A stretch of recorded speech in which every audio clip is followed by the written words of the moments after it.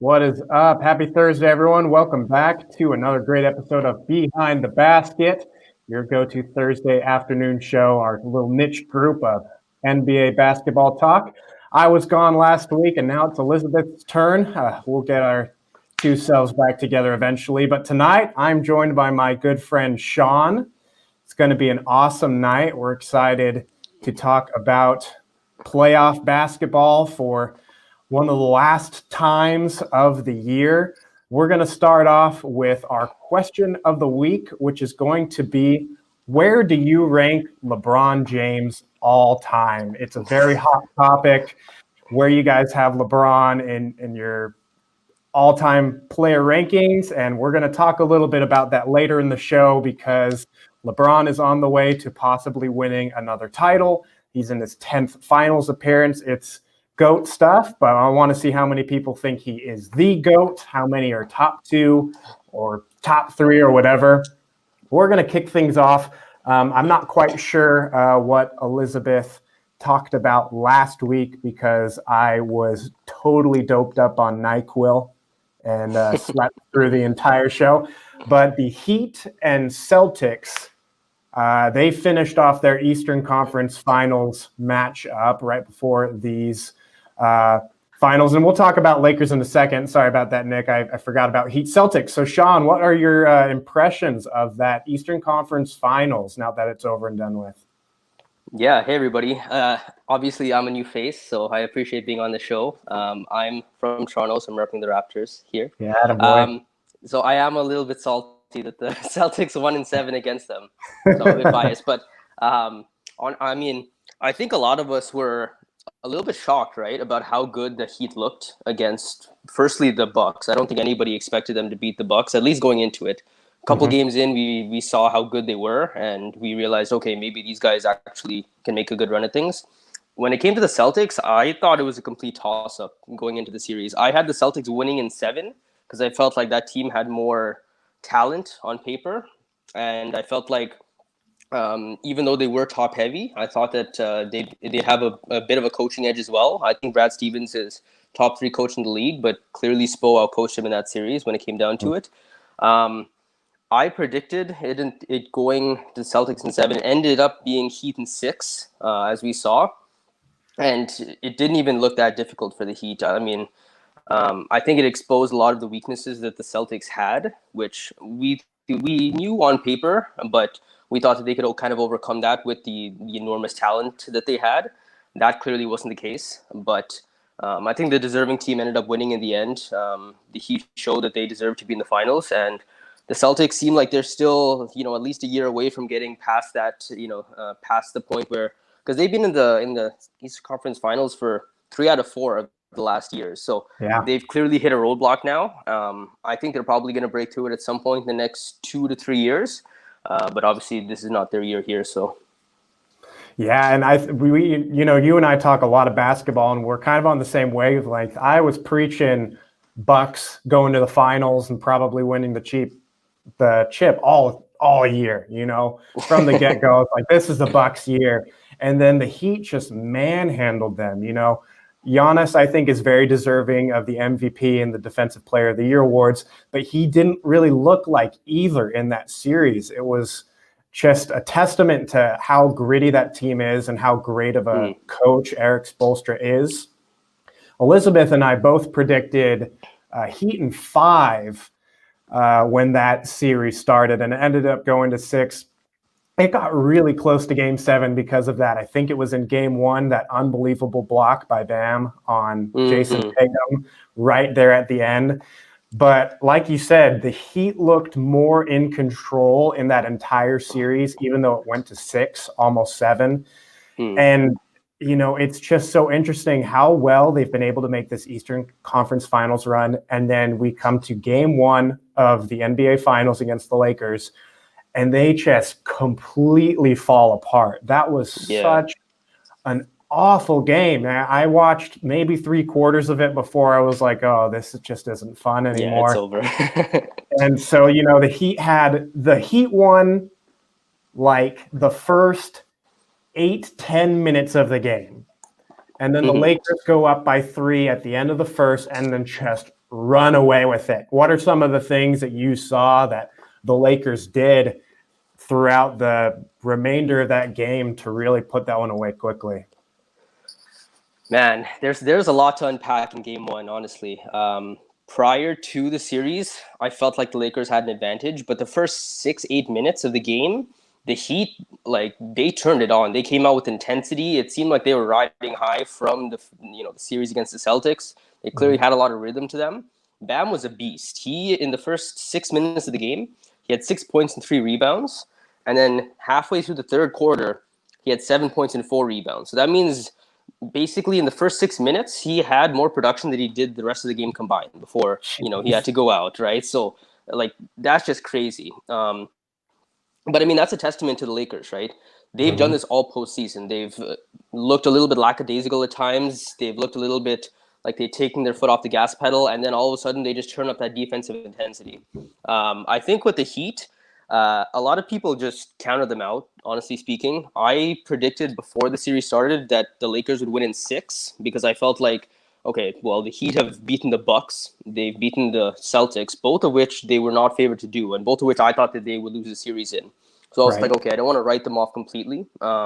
But I think that given the way the game one went, it's not looking great for them, right? If all the stars were completely healthy on the Heat, I think it would actually be very competitive, despite what we saw in game one.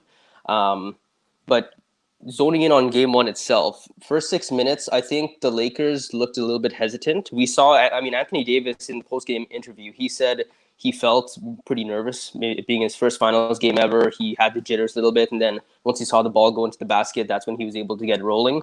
The Heat, I don't think, had that issue, which is surprising. The Heat are actually a lot younger of a team. You'd expect a lot of their guys, Bam, Hero, Duncan Robinson, Nunn, even though he came in late in the third quarter, for those guys to have those jitters. Even guys like, veterans like Jimmy Butler, right, who are veterans, but they haven't been at that level. They haven't been to the finals yet.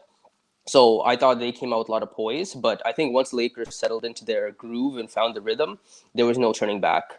In the first half, it was all about the 3-point shot for them. They just were lights out, which is, pretty typical of the Lakers. They're a really hot and cold team. Sometimes it seems like they just can't miss, and other times it's like they're just, they can't, make a bucket. They had it going in the first half, and that's what built them that giant lead. They were leading by 16 at the half. Second half, they cooled off, but they scored in just such a variety of ways that it didn't even matter in the end. So I think this is like a devastating loss for the Heat. It's one thing to lose and then have some optimism from game two, but how we saw the injuries take a hold of them, right? Goran going down with a tear in his plantar fasciitis, which is in his foot. Butler tweaked his ankle and then came back and tweaked a little bit again in the fourth quarter. Bam, he had an injury in, I think it was game 5 or game 6 of the Celtics series. Then he re-aggravated it. So that was tough on them. And then he injured his wrist as well. So a lot of things went wrong for the Heat in game 1. And I think, honestly, that it's going to be tough for them to make a comeback here. Yeah, and you make a really good point. I, as well, the Heat beating the Bucks is a huge surprise, and then they proved themselves again by beating the Celtics, which, again, they were not favored to win. But without one of those 3 guys you just named, Bam, Jimmy, and Goran Dragic, without one of those guys, I dare say that the Lakers are going to sweep the Heat. And the reason behind that is because the Heat have succeeded because of team chemistry and depth. Jimmy Butler is such a good team leader, but he has one of the worst offensive shooting splits in the entire league for the regular season. Playoffs is a different story, of course. He's a playoff animal. But then, you have him, and his scoring numbers are very similar to Bam, who's got more of a defensive presence. And then you have Goran coming off the bench, who provides that spark plug. And missing one of those guys really throws off the dynamic for Miami when they're going up against such a good Lakers team with LeBron James and Anthony Davis and so many veterans.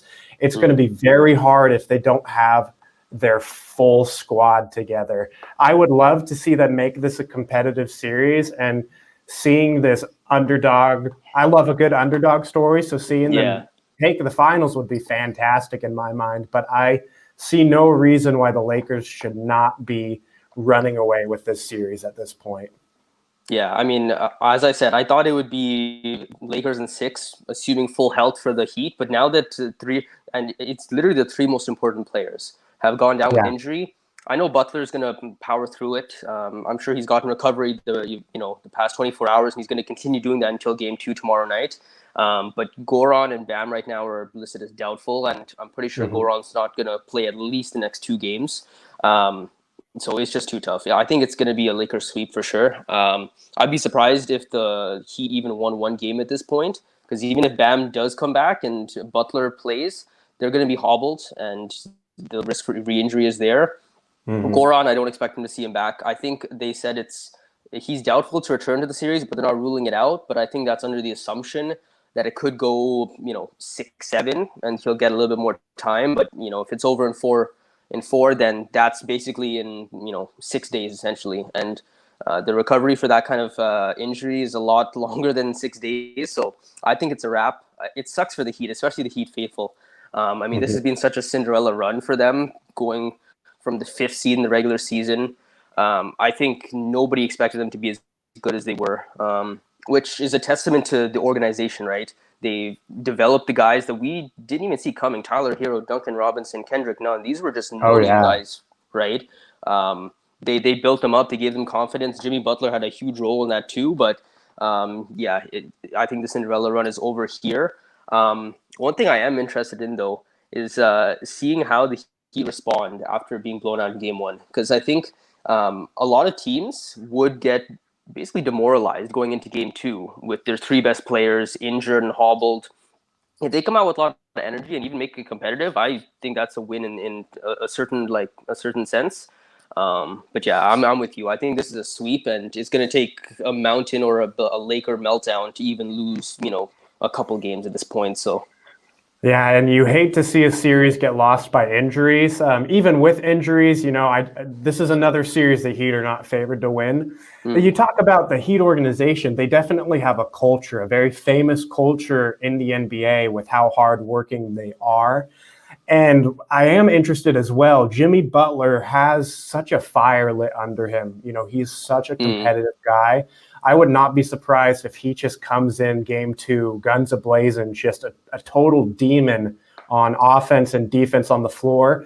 There's been some talk about Kendrick Nunn. I don't believe he started that game 1. They might start him in game 2, partially probably due will. to Yeah. injuries, but also he had like 15 points in 15 minutes off the bench. He was one of the few bright spots in that game 1 for Miami.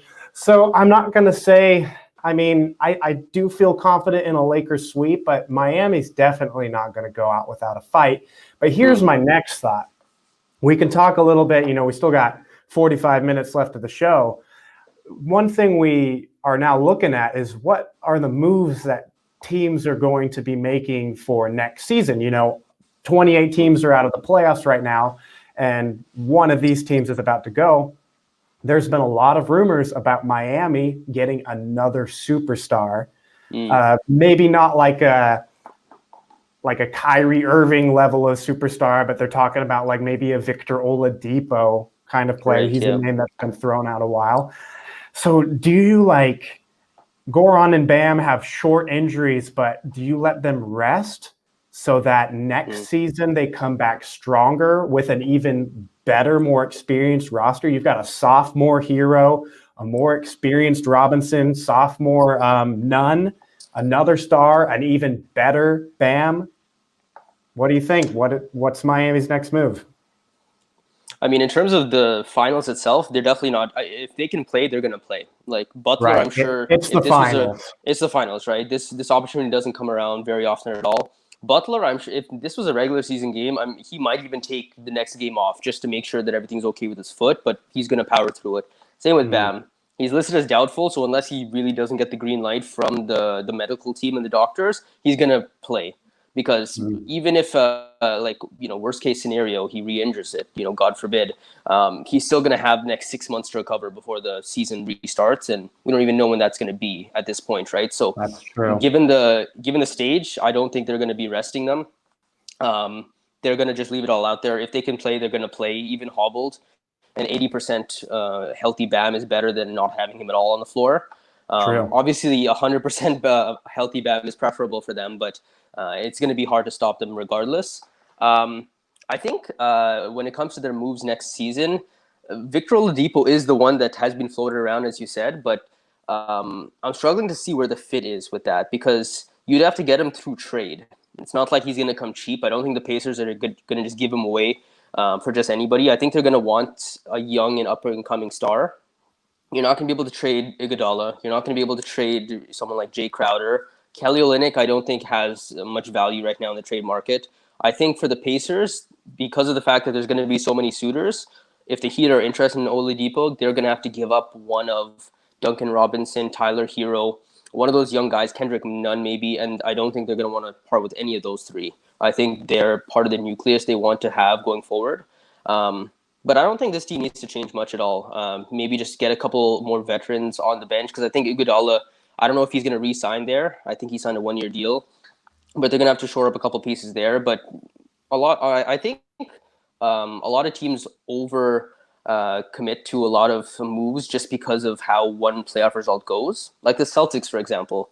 I feel like the Celtics, despite what happened in the Heat series, they're just one move away from being a finals team, possibly. Same with the Heat. The Heat have made the finals now. You give one extra year of recovery and development to Hero. Kendrick Nunn, he looked great in his rookie season. He deserved first team, all rookie first team. Mm-hmm. And he was, hurt throughout the entire playoffs pretty much. You give those two guys an extra year of experience, Duncan Robinson, they're going to come back better. So I don't see a reason why they shouldn't have finals aspirations even next year if they come back with the exact same team. Getting someone like a Victor Oladipo, if you can swing it without giving up your nucleus, maybe add a couple of draft picks in there for to sweeten the deal. Yeah, I mean, it doesn't hurt, but the fit is a little bit awkward, right? You have Goran at the point guard, Butler at shooting guard. Where does Victor Oladipo fit in there? It's going to be tough, but I'm curious where he ends up for sure. Yeah, I definitely think he's on the move, and just Victor Oladipo in particular. Just his position fit, I don't think is super great in Miami. I think he'd fit the culture, and I'm very high on him as a player. I hope he returns to his pre-injury self. But he kind of has that same role that Jimmy Butler is filling on the court, where he's kind of a playmaking, defensive-minded shooting guard that can play point guard and a little bit of small forward. He just, in my mind, he's a very similar play type as Jimmy Butler. He's a big name, and I don't think he's going to be as expensive as some of the other stars are going to be. His contract isn't as ugly as like a Chris Paul, who people are interested in but just can't afford because he's making an unbelievable amount of money right now. Just a ridiculous amount, yeah. It's wild, but and you think about it, Hero has such a high ceiling. We saw that in his 38-point outburst in the Eastern Conference Finals. He could end up being that second superstar for Miami. We'll have to see how big of a jump he makes this next season. And if I just skirt onto the Celtics here, there's a lot of Celtics fans that watch the show, a lot of Celtics fans on the team being in that New England area. And even though you got to be disappointed with the loss, you never want your team to lose. Jason Tatum and Jaylen Brown, your two best players, are still unbelievably young for how good they're playing.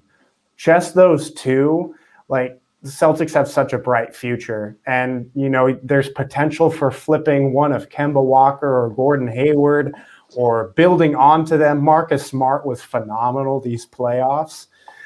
So, I'm going to echo your Celtics are one move away from the fight. I think their current roster could have made the finals if, a couple things had gone their way in that Heat series.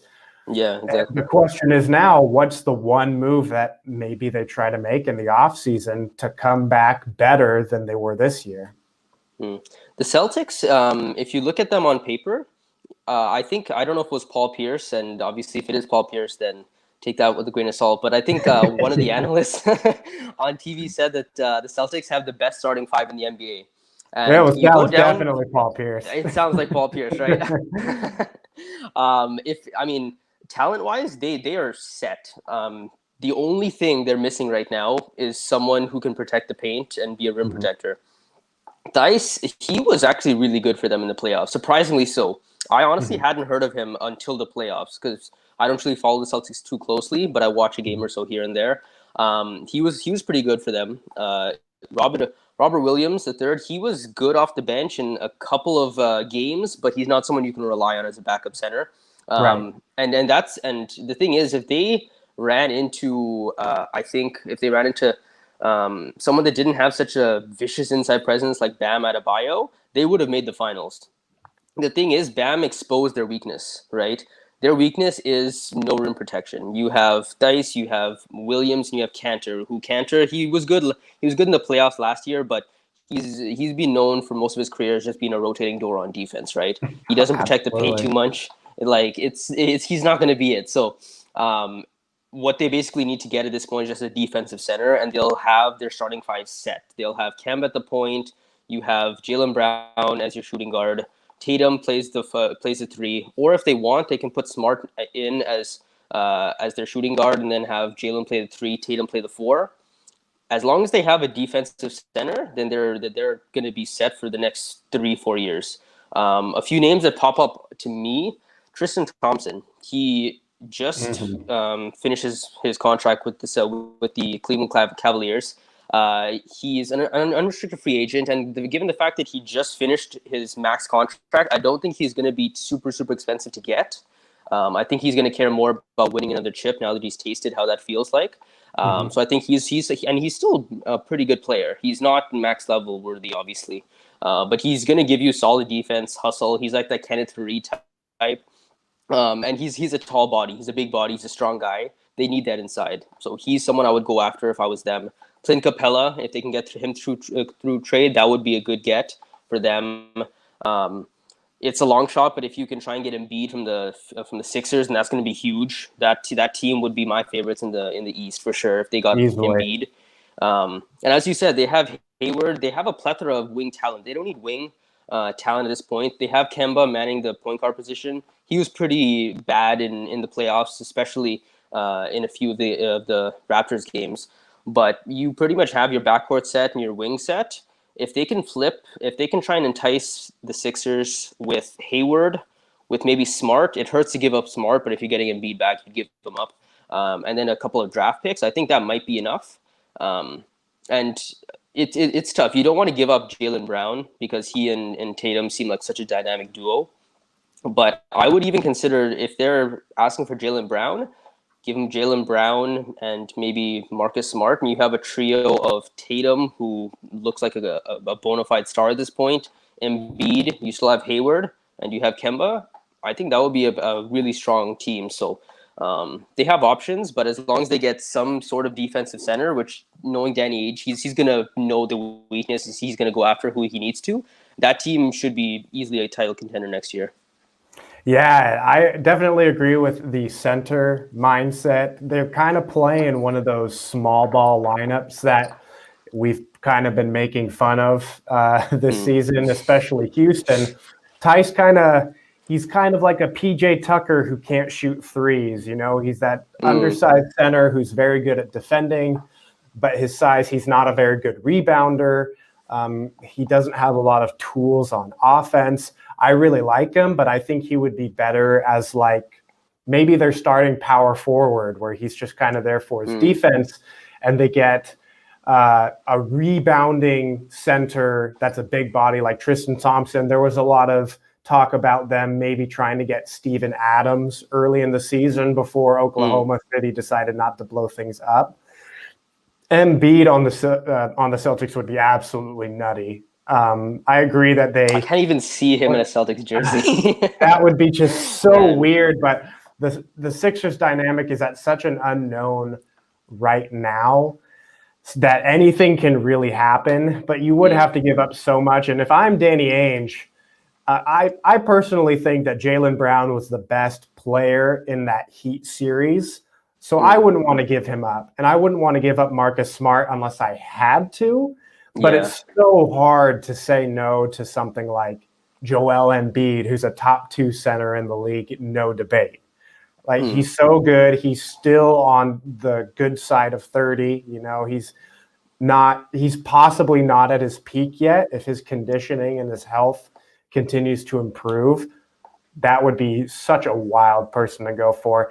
And now, speaking about the Sixers, we caught wind today that they are planning to make recently fired Clippers head coach Doc Rivers their new head coach, which is interesting. Doc Rivers, he's one of the veteran coaches in the league who's most well known for his 2008 Celtics championship with Kevin Garnett, Ray Allen, and the great analyst Paul Pierce. The truth, nothing but the truth. How do you feel about? There's been a lot of head coaching talk. There's still a lot of positions open. Oklahoma City still needs a coach. New Orleans still needs a coach. Indiana still needs a coach. Doc went to Philly really, really fast. How do you feel about the move? I think from Doc's perspective, it makes a lot of sense for him, because if you're Doc Rivers, you've already coached a championship team. He's a little bit older. I don't think he wants to be put in a situation where he has to go through a rebuild, right? That's usually for the coaches that are not as established in the league, who need to show that they actually have what it takes to lead a team. For Doc, you want to go to a team that has championship aspirations, and that is the Sixers. We know that. So it makes sense from his perspective, because of all the teams remaining that need a coach, the ones that you just named, none of them are really championship contenders, especially because a lot of them, like OKC, like Houston, they're in the West. And with the West, you're going through LeBron, you're going through Kawhi. It's just a tougher endeavor, right? So it makes sense for him to have jumped on the Philly job really, really quickly. From the Philly side of things, I understand why they did it, because Doc Rivers has such a huge reputation in the league. He has the respect of like all his peers with the players. He's a player's coach. He puts his stars on the pedestal. We know how well he treats them. He's a fantastic motivator. So I understand why Philly did it, but I'm not sure if I think it's the best fit. Just because, one, I think a lot of people are now, kind of getting on the Doc is overrated bandwagon to a certain extent. We all know at this point that he's the only coach in history to blow multiple 3-1 leads. He's blown 3 of them. One with Orlando when he had prime T-Mac, which the prime T-Mac was rivaling Kobe Bryant for how good he was. So that was a good team. They should have won that series. He had CP3 in his prime, Blake Griffin and DeAndre Jordan. Granted, DeAndre, iffy third option, but that team was up 3-1 and they should have gotten it done as well. And then they were up 3-1 against, and this is the most egregious one of all, the Denver Nuggets. Like, all respect to Denver, but there's no reason the Clippers shouldn't have been able to put them away in that series. 100%. Especially when you're up by 19 in Game 5, you're up by 16 in Game 6, and then you're up by 12 in Game 7. At a certain point, you have to do something to change what's been going wrong for you. He never made adjustments. He kind of just sat on his laurels and was like, okay, well, the talent should just take over. It didn't. So I think that's a huge concern. I think that's a lot of the reason why a lot of the fans are thinking that, Doc Rivers, maybe he's better as a motivator, but he's not good as an actual coach, an X's and O's coach. And I think the thing with the Sixers is they're just coming off of Brett Brown, who was not a great X's and O's coach. He got out coached in a lot of the series that he ended up having to go against, including Brad Stevens, who he just had to face. So I don't know if Doc Rivers really fixes the issues that the Celtics or the Sixers have. It's more of like a Band-Aid solution, because you bring in a big name like Doc, it seems like you're doing something. I don't know if he's going to get the best out of Embiid and Simmons, because he tends to put he puts his stars in a pistol. It's why I was able to still rest, 22 games or whatever it was this season. And I don't know if that's gonna jive well with those two. But I mean, it remains to be seen. They still have a ton of moves they have to make to really make this a viable championship roster to even begin with. This was just the first step of many that we're going to be seeing from them. But yeah, I don't love the fit. But I think that just boils down to, I don't think Doc Rivers is a great coach that you want if you have championship aspirations. I think he would have been much better for like an OKC, I think. When you have a young team that needs motivation, he's good as a player development coach. He's good motivating guys to work hard and all that. If you're trying to win a championship and you don't have overwhelming talent like the Celtics had, I'm not sure if he's your guy. So Yeah, I definitely feel that. And he's definitely renowned as that motivator. And you got to give a little bit of credit where credit's due. He was a good enough coach to lead at least one championship team. You can't just, that team, they didn't have like a LeBron James or a Michael Jordan. Even though they both had some good coaches, they didn't have that far and above best player on that Celtics team that he could just kind of like, all right, take me away. But at the same time, it's like, yeah, 3 blown 3-1 leads. I don't think he's seen a finals appearance since 2008. Yeah. So at what point do you just cut your losses and stop hiring coaches just based on name value alone? Because, coaches that keep getting fired and sent other places, at what point do you say there's a reason that they're getting fired? There's a reason that they're bouncing around teams. And I still think, I wouldn't say he's a top 5 coach in the league, but I do think that Doc is an above average coach. I think I'd put him above a Brett Brown or a Nate McMillan. So if that's your option, Doc seems like the best available option, I would say, for a championship contender, because I would put him above Mike D'Antoni right now, just because I'm not a fan of D'Antoni's play style, what he does with his teams. It hasn't seen success. And honestly, I would have liked D'Antoni more on the Sixers than really. Doc. Yeah, and the reason why I say that is because, and I'm just thinking of this off the top of my head right now. Yeah, go for it. The Sixers are fairly young, right? You have Simmons, you have Embiid.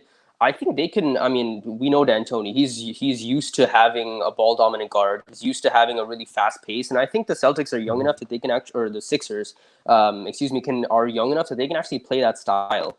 Now, everyone knows that D'Antoni, his downfall is usually, his teams are not great on defense, right? But you already have great defenders on the Sixers to begin with. You have Simmons, who was all defensive team. You have Embiid, who was all defensive team last year, and I think he was second team this year. Or no, he wasn't on the defensive team this year, but he is known as a great defender. You have Matisse Thybulle, who is an upcoming rookie, a defensive beast. You have Josh Richardson, who's a good defender as well. You already have the defenders in place there. You don't really have to coach the defense out of them. They're going to be great defensively regardless. You have Horford as well, who's always been a great defender. So I don't think just because D'Antoni if D'Antoni had gone there, they would have suddenly turned into a bad team. Those guys are already great defenders. That wouldn't have changed because defense is a half just effort, and those guys put in the effort. So I think they would have retained their defensive identity, but I think offensively they would have been a lot better with the style of play that D'Antoni would have implemented. I see a lot of fast break. I see a lot of push the pace, which I think Simmons would have excelled in. I mean, obviously we know his faults and his inability to shoot the three and all that, but in fast break, that's where he excels. And D'Antoni would have gotten the best out of him, I think. Embiid, he has health issues, and obviously we know his weight has been a concern. But I think if he gets himself into a good condition, he can run up and down with the best of them as well if he needs to. So I don't know. I think I could have seen that fit a bit better than, because I don't know how they would look with Doc, but I can kind of visualize how they would look with D'Antoni, and I think that they would have at least been able, because again, D'Antoni, he hasn't won a championship, but he has gone to the conference finals, right? Which is more than can be said for the Sixers. So even if they just made the conference finals, I think would have been success to a certain extent. So I don't know. I think that fit could have worked out a little bit better than than Doc will. So that's interesting, and it's kind of a shame now that we won't get to see what he can do with that Sixers team. If you think about D'Antoni teams, it's the recent 3-point shooting small ball madmen of the Houston Rockets, led by James Harden, and then the 7 seconds or less Suns, led by Steve Nash. Now, those are both guards who are ball dominant, who are incredible shooters, who aren't quite known for their defense, and they kind of have pieces built to their strengths, And you have your ball dominant, defensive minded guard in Ben Simmons, who's just such a different mold. It would have kind of been interesting to see what D'Antoni could have done with Ben Simmons, where, he's reluctant to shoot. He just really doesn't. And it would be a challenge to D'Antoni. I wonder if he was interested in the job. But now, does he get a job? We named all the teams that still need a head coach. And at this point, the only one that maybe has some championship aspirations as the Houston Rockets, which is the team he's leaving. Hmm. So does D'Antoni get picked up by a team? I think second best would be the Thunder or maybe the Pacers in the East, but those are like B-tier teams in their conferences. And then you have D'Antoni your definitely young rookie will. team. Yeah. Hmm. So I think which D'Antoni team will do get you picked think up. D'Antoni gets? It's a good question. He's definitely going to get picked up. He's a brilliant offensive coach, and he's well respected around the league. He's not someone who will struggle to get a job like a Jason Kidd will, just because teams have seen how well he can bring out the best in his players. Right. But you're right. Like the prospects aren't great. There's the Pacers, which I don't think the Pacers are super exciting to him. OKC is an exciting young team, but I'm not sure if he would find that super appealing. One that could actually work out is, and we haven't talked about them yet, is the New Orleans Pelicans. They're still looking for a coach as well. Again, they're a young team. I can see them striving in the running gun system that he implements. Lonzo loves going up and down the floor. Zion is a beast if he can stay healthy. I think the fit would be perfect with that team. Now, defensively, we know how that'll go. When you have young guys like Lonzo, like Ingram, like Zion, first and foremost, you want them to reach their max potential. And if anything, D'Antoni has shown an ability to bring out the best in his players. So I think even if it's not the coach you want, leading you to a championship, it's the coach you want to bring out the best in your players. And Zion being the talent he is, I can see him thriving under that system. And I think D'Antoni has kind of been gone hand in hand with this whole 3-point shooting barrage of the Houston Rockets, and rightfully so. He's adapted. He's looked at the analytics, or his team has, and this is how he's decided to play. But more than anything, more than the 3-point shot, he's just an offensive mastermind. The Phoenix Suns weren't shooting a bunch of threes. He gave the reins and the keys to Steve Nash, and he created a 7 seconds or less offense where you weren't relying on the 3-point shot at all. It was there and now and then, but it was just about finding the open man, ball movement. It was about Nash penetrating and just kicking it out using his amazing vision. A team doesn't have to have some crazy 3-point shooters for D'Antoni to work. You just need to have someone that is willing to buy into what he's trying to sell, basically.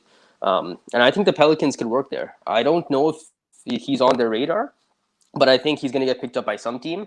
And I can see the fit with him going there. So, yeah, no matter who's going to be coaching them, the Pelicans are going to be such a fun team. We already have seen the hype around Zion. I think it's warranted. Watching Brandon Ingram turn into an all-star after I misplaced my trust in Kuzma over him. I think we all did. Yeah, but it's super fun to see a guy like that prove us wrong. And his play has improved so much. He's so fun to watch.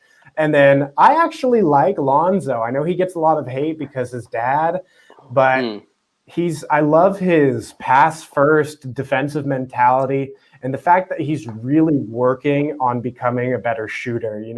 He's known for his janky jump shot, but toward the end of last regular season, he really started knocking it down and he was really improving his stroke. So, I mean, no matter what coach they get, I think they'll be good. I think the D'Antoni pitch that you make is very interesting. It'll just depend on if both parties feel the same way. We can't tell D'Antoni where to go, and maybe the Pelicans don't even want him. But that'll be interesting. There's still a lot of coaching roles to fill. I'm hoping to see some new coaches get a chance in the league. There's a lot of names like Becky Hammond, Sam Cassell, who I think need opportunities. And I think these younger teams would be a great opportunity for them to show their worth.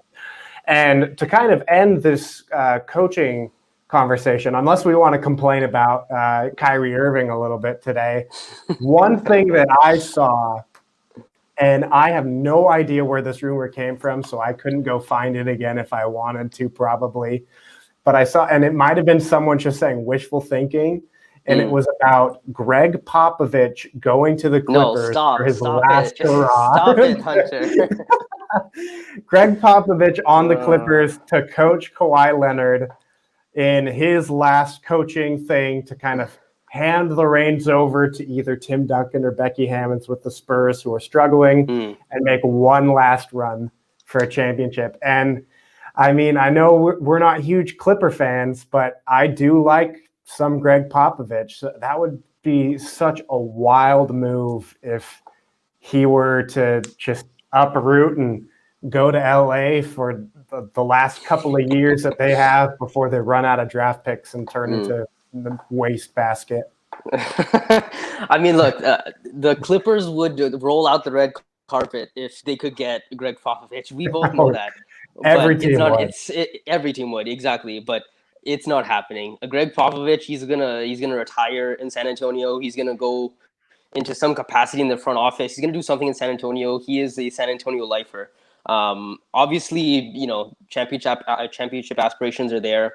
But if he really wanted to go somewhere to win a championship, he would have taken up the Nets offer, right? He would have gone and coached KD and Kyrie.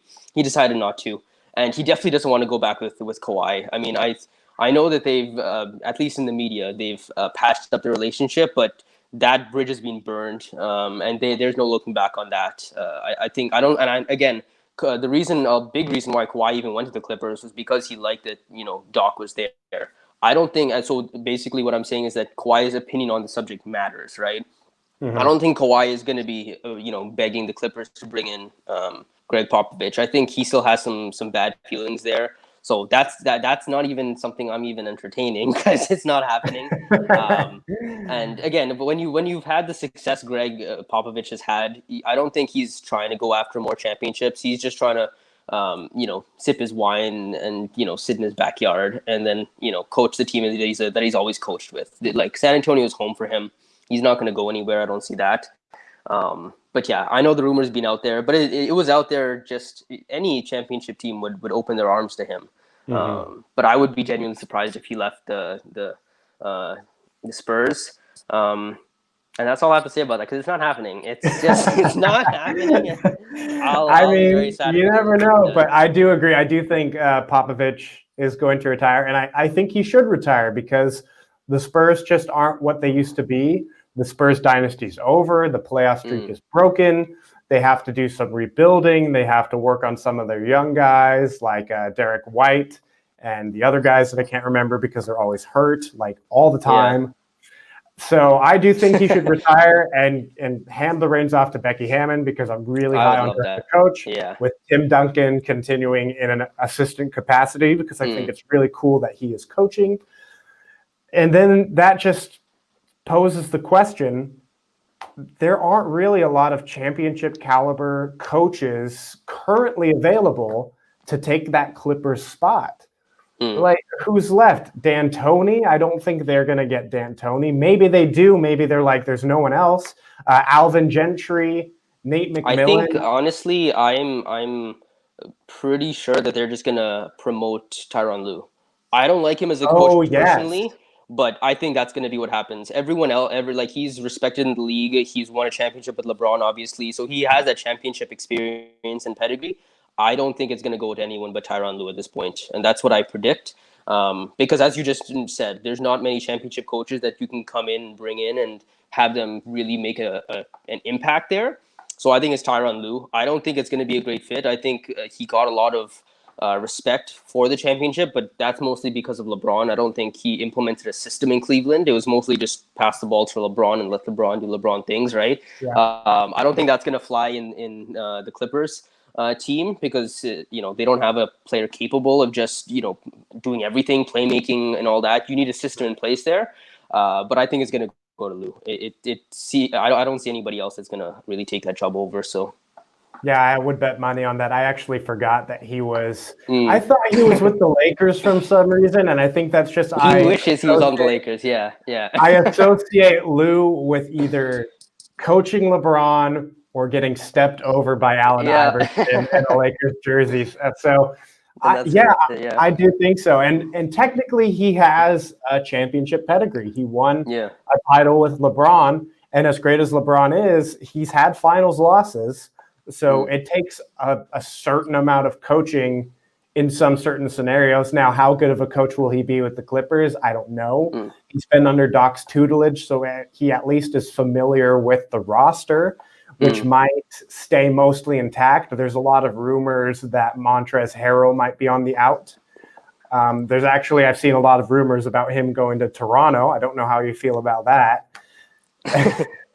I think Montrezl Harrell is a player that anyone would want to be coming off their bench or even starting, and losing him would be huge for the Clippers. I don't know if he's a free agent. If he is, that's a huge bummer because if they can't trade him, Clippers are out of assets. They don't have a first-round pick until like 2047 or so. Yeah, No, not 2027. Wow, it may as well to be 2047. Yeah, they would be totally screwed if that's the case. But a long time, and so if they can't flip him or Lou Will, if they just lose those guys and they have to rely on getting free agents, it's going to be a hard time for them. Yeah. The Clippers, their roster is pretty much coming back as is, with the exception of two guys, Montrezl Harrell and Marcus Morris. So going down the roster, they have Lou Will locked into contract for the next 2 years. PG, we know, is staying for the next 2 years, or 1 year plus the player option. Same with Kawhi. So those three guys are locked in. Pat Bev, he's locked into contract as well. So you have your four starters locked in right off the bat there. I call Lou a starter, but like he plays starter minutes. So you have those guys there. Zubac is going to be staying there. He's under contract. So those are your main five guys. The only two guys that are of importance to them that they're going to end up losing most likely is Morris, as I said, and Trez. Trez is an unrestricted free agent this summer, or this winter, I guess. So he's this is, I don't know. He's an unrestricted free agent, and I don't think they're going to be able to afford him. He's not a max level contract guy, but he's going to get a pay job from some team, whether it's the Raptors, whether it's the Knicks, because they'll just throw out money to anybody. They love their power forwards. Yeah, they love their power forwards, right? Like it's gonna, they're gonna throw some money at him. Trez is not gonna.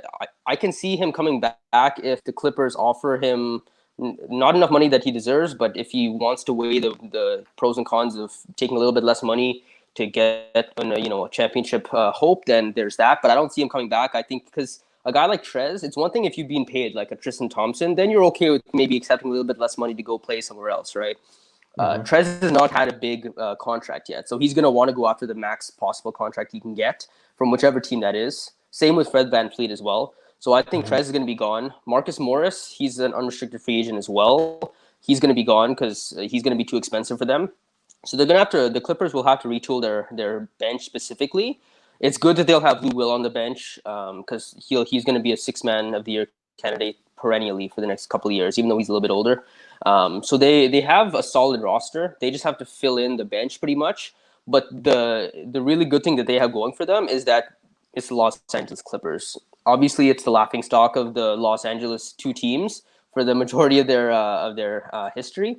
But they have the location. They have the fact that they are going to be going into next season one of the top three favorites to win the title, regardless of what happened this year. So they're going to be able to, and that's why they got a Reggie Jackson this year. That's why they got a Marcus Morris this year. It's because it was basically guys who are willing to sign for less that wanted to play for a championship. They're going to have that same situation next year. There have been rumors about Derrick Rose going there, actually, which just seems crazy to think about. But that rumor was floating around. So I think they'll be able to retool their bench, get a couple of really good guys on there, and compete for a championship once again. I'm not too worried about that. But they're lucky that they have this championship window because, as you said, they don't have a first round pick until 2027. So if they don't win a championship next year and Kawhi and PG leave, that franchise is going to be in the bottom of the league for at least 5 years. Because what do you do with no picks and no talent, right? So it's tough. But one thing I wanted to get your opinion on: what do you think of the Denver Nuggets going into next season? Because we saw how good they were. I want your take on what you expect from them. Oh man. So just a last minute thought on the Clippers is that the Lakers right now, I don't think the Lakers are going to change anything because they're probably going to win the title and you're just going to run it back with the same guys. Like what kind of upgrades can you make? Which means one of the highest free agent city destinations, if you want to go live in LA, you have to go to the Clippers. Yeah. Just from a geographical standpoint. So that's my 2 cents on them. Denver, man, what a weird playoff run, first of all. Going down 3-1 twice. First to the Utah Jazz, which was such a huge surprise for me. Same. Props to Donovan Mitchell for just deciding to be the Michael Jordan of Salt Lake City for 3-4 games and then unfortunately losing the next 3, but doing that and then doing that against a heavily favored Clippers team with Kawhi Leonard, who's by all means kind of a consensus top 5 player, maybe even top 3 player in the league in everyone's book. Mm-hmm. Paul George, who, while there's a lot of jokes about playoff P, had a pretty decent few games. Like half of his games were actually all-star worthy. How do they accomplish that with their roster? You look at it on paper and it makes no sense. They've got extremely old Paul Millsap. They've got Jeremy Grant, I love Jeremy Grant, but he's not going to give you more than 8 in like any statistical category ever. Oh, and remember that the Denver Nuggets just did everything you just said without their starting small forward, Will Barton, who's actually an important piece for them. So it's wild. And they were missing, at least for part of the Utah series, they were missing Gary Harris, who is their premier perimeter defender. This Nuggets team basically boils down to how good of a duo Jamal Murray and Nikola Jokic are. And a lot of their offense is those two doing pick and rolls and pick and pops and all sorts of stuff. It got to the point where I think another part of their success is Michael Porter Jr., who has come alive. He's definitely a defensive liability, but his upside's incredible. Yeah. You know, he made that comment where he's like, Coach Malone's got to, give some of these other guys touches and minutes. I'm sick of just standing there. It's all Murray and Jokic. He didn't say that, but but he meant it. Yeah, it's Murray and Jokic are doing everything on offense, pretty much. And then Malone started incorporating a little more Michael Porter Jr. So what I think of the Nuggets, I think they're going to keep getting better, but I think that Murray and Jokic need a third star in order to compete for a championship in the current West. Unless Murray decides to average 30 points per game for an entire regular season, which I highly doubt. And I think Jokic is the best center in the league right now, that he'd be my pick. I just don't have faith in Murray as the second option with their supporting cast to make a championship. But I do think that currently next year, as they get a little better and incorporate Porter Jr. in a little better, I think they've got a Western Conference final team in the bag for 2021. Yeah. Jamal Murray is such a weird dude, man. Like, this is a guy who, for the past 2 years, averaged 18.5 points per game. He's never made an all-star team. And he suddenly just comes out of nowhere and averages, something ridiculous, like 31 in the first round, 27 in the second round. Like, this is not right? Like, this is not something you see from non-all-stars. Like, this emergence is slightly unprecedented, I want to say. And that's the thing. I don't know how to rank him or how to rate him, because if he plays exactly the way he played just in the playoffs, he's a star. Averaging 26, 6, and 5. He shot a ludicrous 50% from the 3-point line, which obviously that's partly bubble shenanigans there. But if I don't know how to think about him. By all accounts, there's no reason why he shouldn't be able to do this next year, because he just did it against the best teams in the league, right? That made the playoffs. So when you throw in some lottery teams like the Knicks, like the Atlanta Hawks, all those kind of teams, then those guys are going to be bumping up your averages across the board. So I think by all accounts, he should average those numbers next year. But it also wouldn't surprise me if he came back and averaged like 22 for no apparent reason, right? Yeah. So I think that team's trajectory all depends on how good Murray keeps developing, how good, if he can sustain it, because the mark of a star or a superstar is sustained greatness. You can't do it for he's done it for multiple series in the playoffs, but you have to be able to show that you can do it for an entire season to really say, okay, I've arrived, right? So I think, as you said, if they can get, we were talking about Victor Oladipo. He'd be fantastic on that team. Can you imagine them with Victor Oladipo? Very good. So I think did they go as far as Murray keeps developing? But they should have all the confidence in the world next year. They should be able to make the finals, especially once they have a fully healthy roster. So I'm excited for them, especially because Murray is Canadian. So that is something that I'll always root for. There's always a little bit of that hometown love. I would love to see Oladipo on that Nuggets team. I think he's a perfect fit because he's what Gary Harris should be.